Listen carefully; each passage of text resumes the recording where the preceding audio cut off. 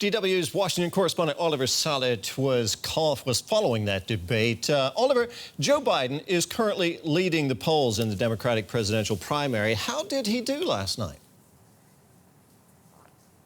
Well, Joe Biden was very much under scrutiny because he did not do well in the first round of presidential debates.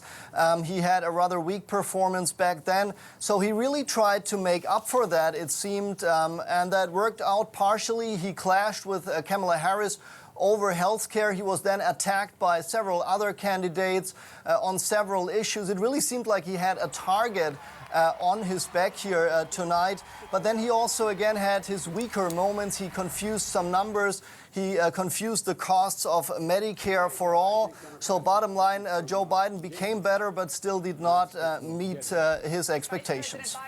Now, there were 10 candidates on stage there last night, and with so many voices, it's hard to make your voice heard. Were there any standout moments in last night's debate? Right, so there were some big names on stage, and among them, of course, Joe Biden, Senator Kamala Harris, also Senator Cory Booker's, but none of them really delivered that really overwhelmingly convincing performance. Just like last night, there was a big divide between moderate and progressive ideas here, but at the same time, everyone agrees that their common enemy and the common opponent is Donald Trump here. Joe Biden called the 2020 election, therefore, a battle for the soul of America. Kamala Harris said Donald Trump is a predator and a coward. And Cory Booker said the nation's crisis is Donald Trump. What about American voters who are watching this? What do they make of the Democrats' debate marathon? Well, it depends to whom you're speaking. If you speak to Republicans, they're rather content right now about the fact that the Democrats are rather busy with themselves. Democrats, in turn, are trying to find the right political direction to move forward. But let's listen to a couple of voices, guests of a watch party here in Washington, D.C. that I attended earlier, a watch party of the Young Democrats. We are in some really, really deep problems, so we need somebody with some bold vision. There are some moderate solutions, but there are some extreme solutions. If you would think some of the things Donald Trump has been doing have been just so extreme on the right, there's going to need to be some course correction. So I'm all for people like Andrew Yang, Senator Harris, Bernie Sanders, people who are really trying to push the envelope and really strive America to another level. I think the biggest challenge is whether or not you want to position yourself as a person who can win the votes or a person who can defeat Trump. And it sounds like the same thing, but it's not.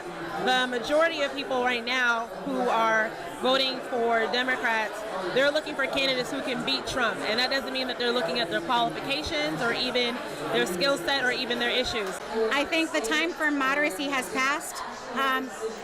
As we heard yesterday, Republicans are going to say that Democrats are crazy and socialist, whether they come with centrist or leftist policies.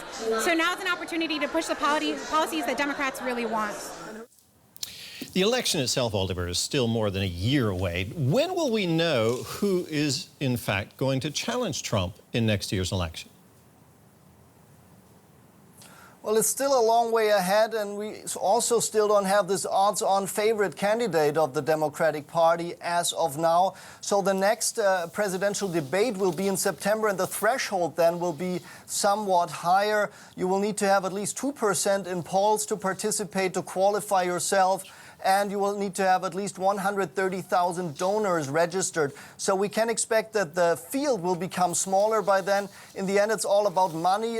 Some candidates are already struggling to get enough funding together. A very prominent example is Beto O'Rourke of Texas, who started off really successfully on the state level back in the midterms, but then really disappointed on the national level. So we will see a smaller group in September, but it will take another year in July 2020, in fact, until the presidential candidate of the Democratic Party will then be announced publicly.